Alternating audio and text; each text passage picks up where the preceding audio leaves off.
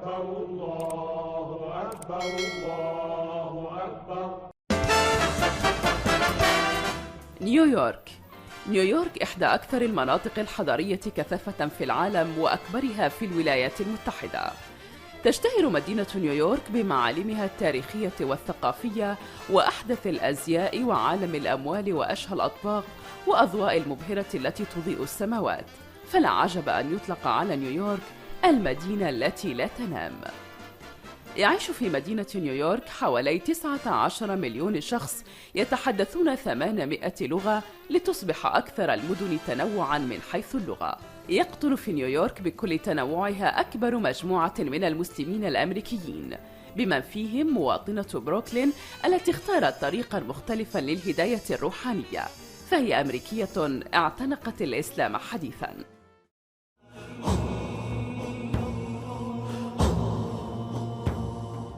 الله الله الله الله الله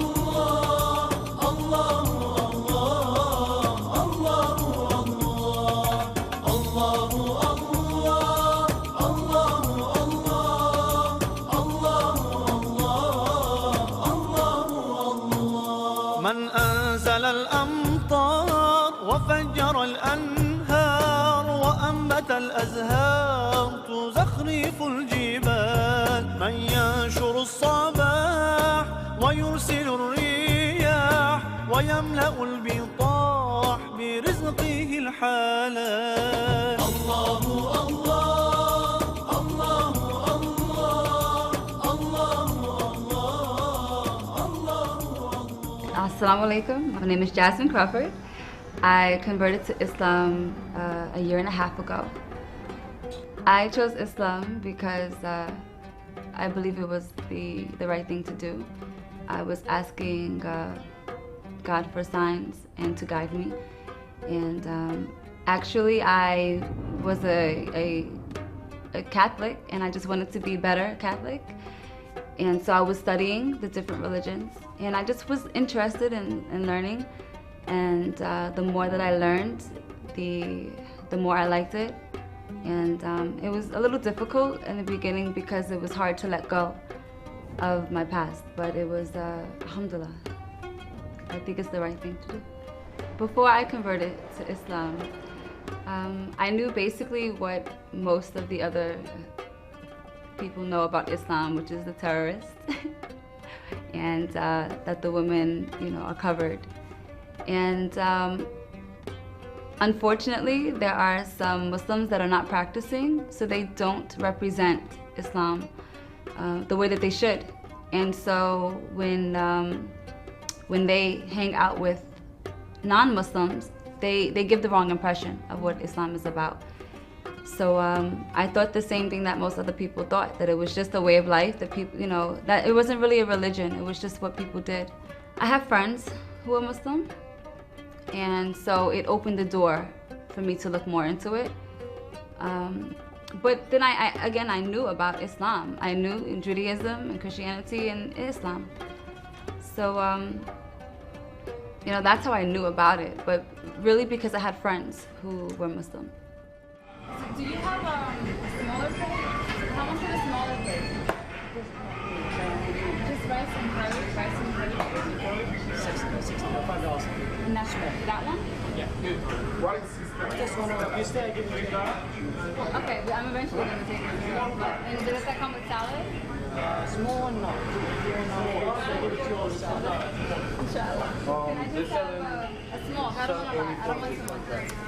The main thing that attracted me to Islam is La ilaha illallah. The fact that you go directly to God, because I've always gone directly to God anyway. And there's not really one particular thing, because there was so many major things that happened in my search that made me feel like it was the right thing for me. So, the Quran never changing was very important, and the proofs and the scientific proofs in the Quran, just all the little things that are in Islam that just make sense. It makes a lot more sense than the other religions. ولدت جازمين ونشأت في أحد أحياء نيويورك، وقد حظيت بدعم من أسرتها وأصدقائها أثناء مسيرتها لاعتناق الإسلام. In my immediate family, I am the only Muslim. I do have distant family members that have also converted. But as of now, I am the only Muslim in my family, inshallah. I'm working on my mother. The relationship with my parents, alhamdulillah, I love my parents. My father was very ill at the time that I was looking into Islam. I had just found out that he had cancer again. And my mother, she's such a beautiful woman, alhamdulillah. She helps me with everything. She helps me get up for Fajr. You know, she buys me halal food, and you know, she's a beautiful woman. I'm very close to my mother. My father passed last July, but it was a very good relationship. The only question that my mother asked me was, I thought you were gonna think about it. And other than that, they're not strict Catholics, you know. So, subhanAllah, they said if it makes you happy, as long as you don't go blowing up people, you know, do it. Do what makes you happy.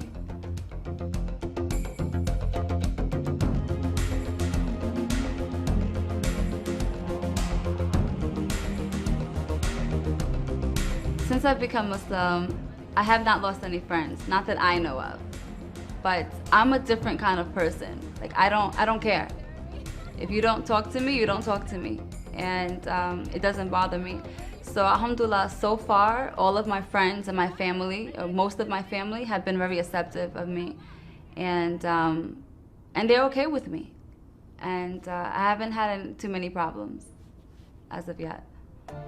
إن تنوع المجتمع الإسلامي في مدينة نيويورك لا يوجد إلا في الولايات المتحدة، فهناك ما يزيد على 175 مسجداً، ومجتمع يقدر تعداده بحوالي 600 ألف، وهو أحد أسرع المجتمعات الدينية نمواً في مدينة نيويورك.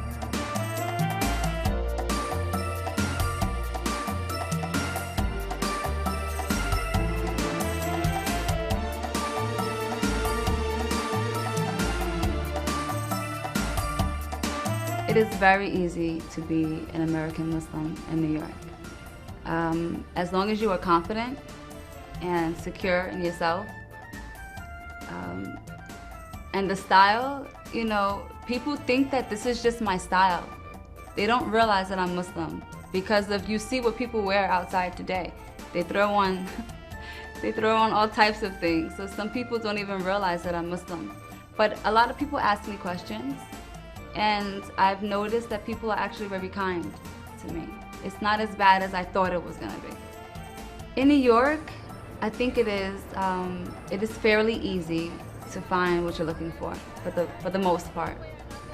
I'm sure in other states and cities, it's probably a lot more difficult, but we have halal on every corner, basically. So it's pretty easy. I've been eating a lot of fish lately, but I think it's very convenient to be a convert and a Muslim in New York City. أثناء مسيرة جازمين لاعتناق الإسلام عثرت على مركز مكة في قلب مدينة نيويورك، وقد قضت ما يقرب من عامين تدرس قيم الإسلام في المركز وتتولى العديد من الأدوار. من هذه الأدوار الإعداد للمناسبات الخاصة. Mecca is the Muslim Education and Convert Center of America. It is a non-profit organization.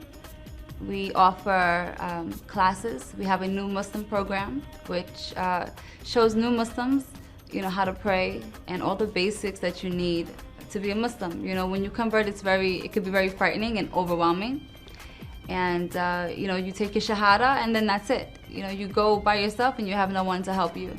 So you come here, you take classes with other students who are also looking into Islam, with qualified teachers who have studied abroad with scholars. We also offer like Arabic and Aqidah and fiqh. And we have support groups for converts, you know, sisters who are going through the same thing. They're not sure they want to wear hijab, and you know, we help each other out. And we just offer a lot of great classes, not only to Muslims, to non-Muslims, but to Muslims as well. So we have converts, we have born Muslims, and we have people who just are interested in learning more about Islam.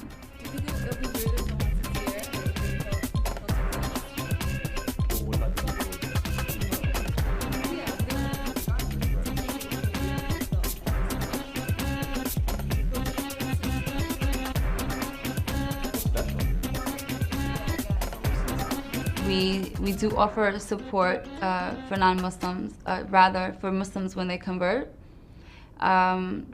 We'll have like a sister circle or a brother circle where we come in and you know, we eat and we talk about our problems or what we're going through. Some people have similar situations where their family or their friends are no longer talking to them, and it's very emotional, it's very difficult, and they feel alone. And you know, we all have a connection here. It's like a very small family, and we all have similar situations. So it's a great place, alhamdulillah. 2 and then 3, then 2, then 3.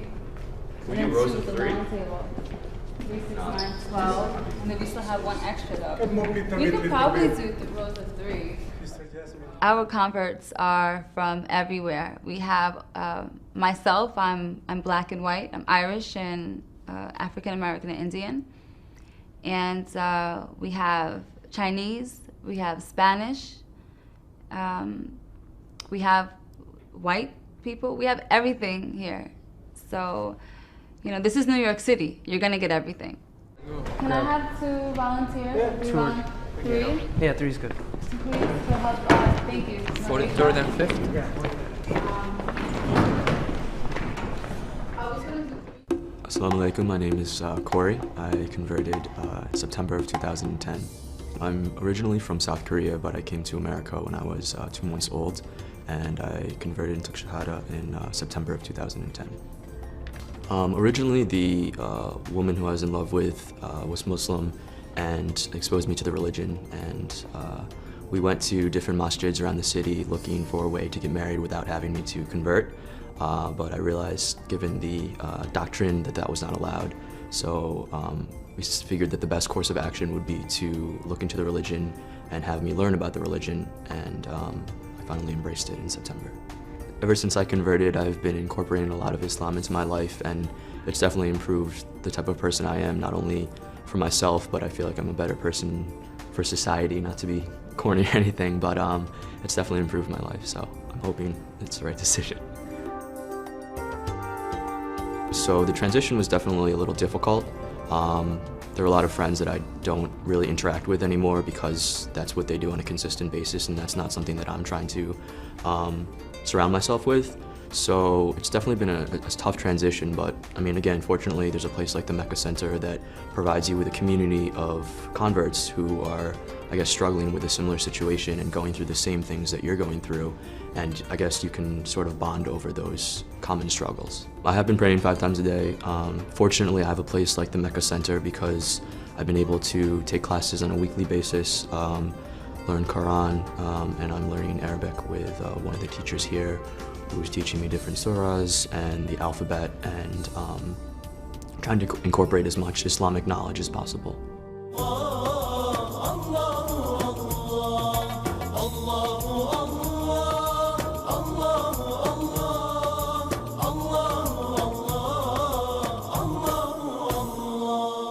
أعوذ بالله من الشيطان الرجيم بسم الله الرحمن الرحيم الله الله الله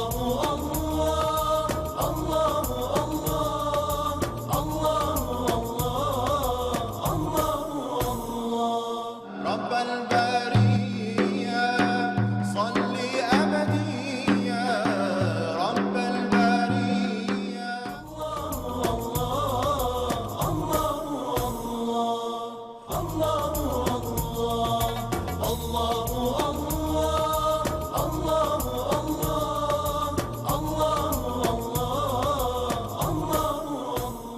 heard about the efforts of Mecca Center for some time, and that we've always supported everything that is taking place here, in particular because of its focus on converts.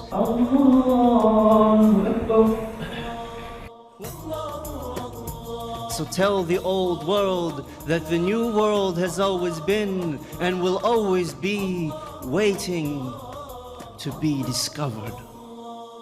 There is no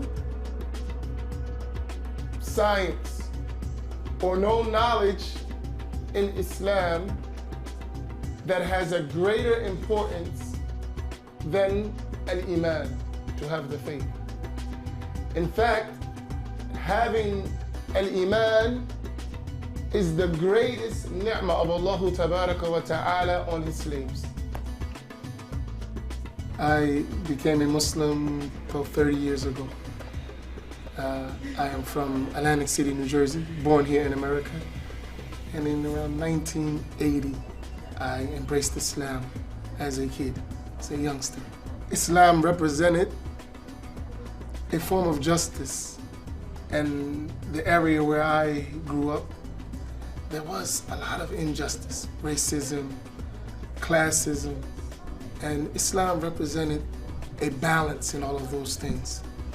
And the Muslims, they seemed to be a people who treated everyone equal, everyone just, and that was attractive to me. So I began to follow and listen and learn, and ultimately I embraced Islam. Here at Mecca, we have several classes in the different Islamic sciences. As for myself, I teach the classes which deal with al-Aqidah, or the science of Islamic belief, al-Fiqh, which deals with the Islamic rules of how to pray, how to fast, pay charity, and matters to that, as well as the science of at-Tazkiyah, or at-Tasawwuf, which is the spiritual aspect, some may say Sufism, which is the spiritual aspect of the religion that works with the inward state of the human being, not just the outward part. So these are my classes here that I teach, which are the main core classes as far as religious instruction. My born name is David Johnson, and people call me Dawood, so Dawood Johnson. I became a Muslim in 1995 when I started practicing Islam. I started learning about Islam in college. Didn't grow up particularly religious. My family is Christian. We went to church sometimes, but we weren't forced, to be Christian or learn particularly anything.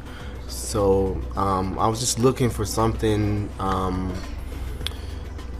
for myself to really grab onto, because I always believed in God, and I just started reading. Somebody gave me a copy of the Quran, and I read it, and it made a lot of sense to me. I used to go and talk to a person who was an imam when I was in college in Nashville, Tennessee. That's where I went to college, at Tennessee State University. And we used to go talk to him and a friend of mine after Jummah every Friday. He would tell us about Islam, slowly, and then eventually I just embraced it for myself. This particular class is Introduction to Hadith Science. But I've taken a lot of classes here. I've been coming here for about a year. I've studied Aqidah, the beliefs.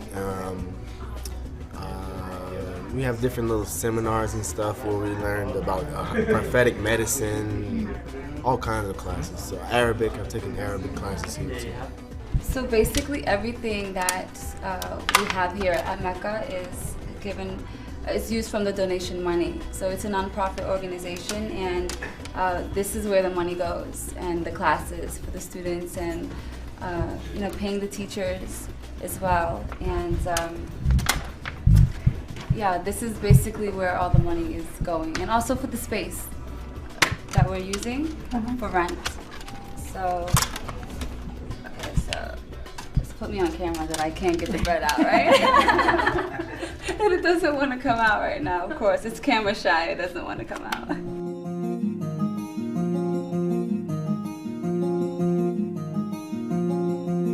The end of this word, there's a tanween, right? And that tanween is telling us, it indicates to us that that word is a noun. Obviously in the word Muhammad, it's very obvious for us, we know it's a noun already, but maybe you're reading something in the Quran, for example, and you want to know, is this a noun or is this a verb? And you can use these signs to indicate and tell you what the words actually are.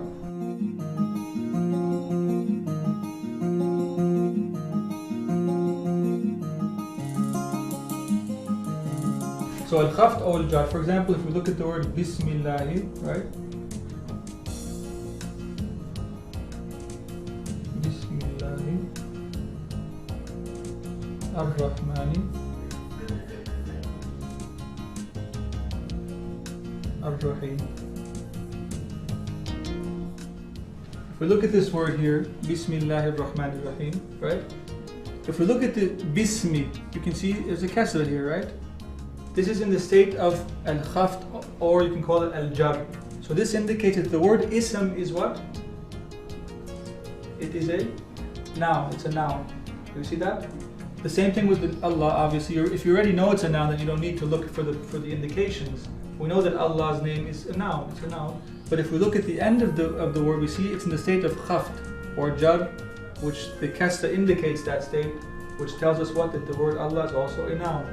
And the same thing with ar-Rahman. تم تعريف العلاقة المعقدة بين المرأة والإسلام في الكثير من النصوص والثقافات في العالم الإسلامي وفي جميع أنحاء الولايات المتحدة بما في ذلك مدينة نيويورك.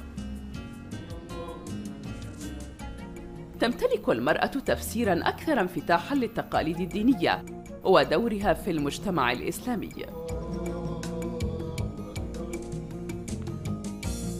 I think of the people who believe that the Muslim women are oppressed is that they're just misinformed, and they choose not to read the truth about it and to open their eyes and to open their hearts, and so they're misinformed. I used to be that person.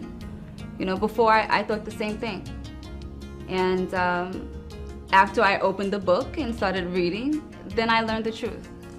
So they're just ignorant a little bit. I chose to wear the veil actually before I converted, because in the Bible also it says that you should cover. And at the time that I was looking into the religions, it was very deep for me.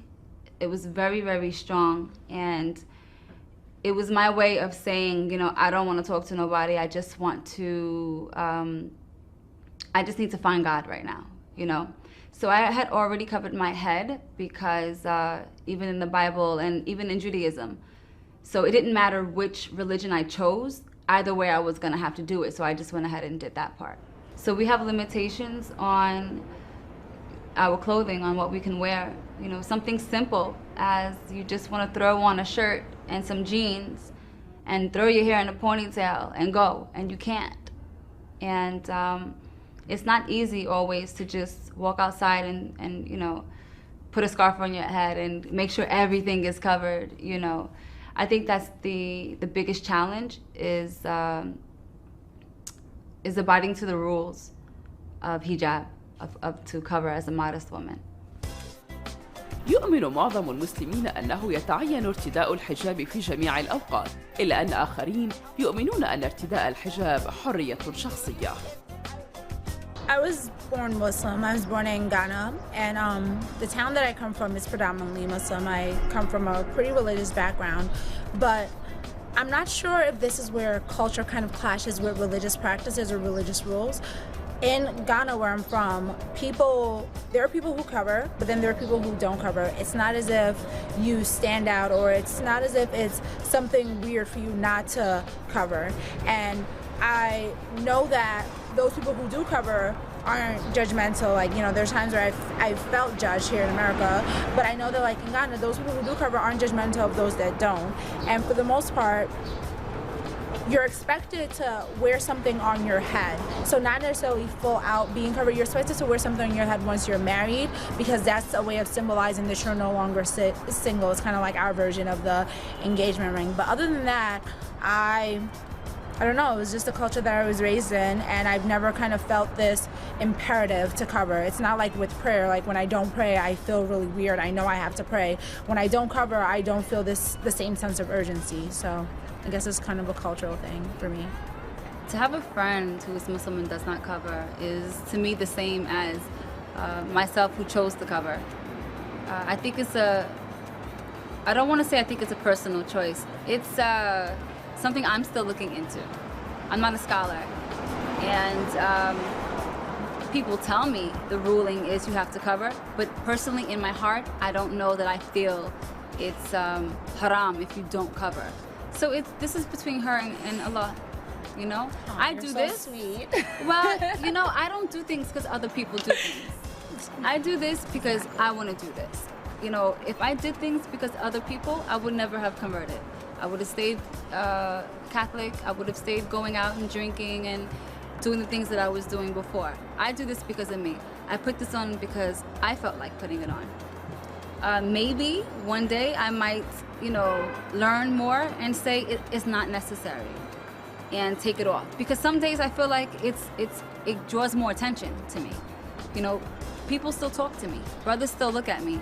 They respect me differently, and to me this is just a badge that tells people I'm a Muslim sister. I do see the importance in it though. I do believe it's very important. I personally, I think it's beautiful. I think it's very beautiful. I feel different in hijab. And to me, it reminds me of my duties, of what I need to do, you know, and it reminds you how to act in public because you constantly have it on. It is a uniform. And it is modest. So I think it's important, but I don't think it's the most important thing. I'm positive that I made the right choice to Islam because of the signs that I received when the day that I chose to convert. So I asked Allah to please, I need a sign. I need something to know what, you know, what am I choosing here? And I received the sign. And you know, again, my father was very ill, so naturally it made me more in touch with God because I was losing my father. And he's helped me a lot with that. You know, Allah made it very, he answered my du'as always. So I feel a lot more connected to Allah now. And you know, sometimes I don't have doubt. Sometimes I get frustrated with myself and frustrated with the limitations that we have. But alhamdulillah, I know that I made the right choice. If there was one message I had to people who are interested in Islam, I would say that they should go out and actually read the materials and educate themselves with Islamic knowledge. I think people are quick to use the media or television and sort of just hear these sort of tidbits of what Islam is, and without really delving into the text, it's very easy to fall into the trap to think that all Muslims are terrorists or all these other sort of preconceived notions. So I guess the message would be to just go out and educate yourself and try to find a teacher that will help you learn the religion. I would say if I have a message for anyone who's considering who's considering Islam, go to Allah only. Go within your heart and cry. If you need to cry, cry. And Allah will answer you. And whatever sign you need or whatever it is specifically for you, Allah will provide it for you. I know because it happened for me and many other people. So you do not need to speak to an imam or a sheikh or, you know, a priest or a rabbi. You need to speak to Allah. That's it. There's only one that you need to go to get your answer, and Allah will guide you and Allah will put it in your heart, and before you know it, you will see, you know, right in front of your face what you need to do. And then when you feel the peace, you feel the peace, and you should not be afraid that you'll fail because you're not ready to wear hijab. You take your time. The most important thing is La ilaha illallah Muhammadur Rasulullah, and praying, you know. Everything after that, it comes, inshallah.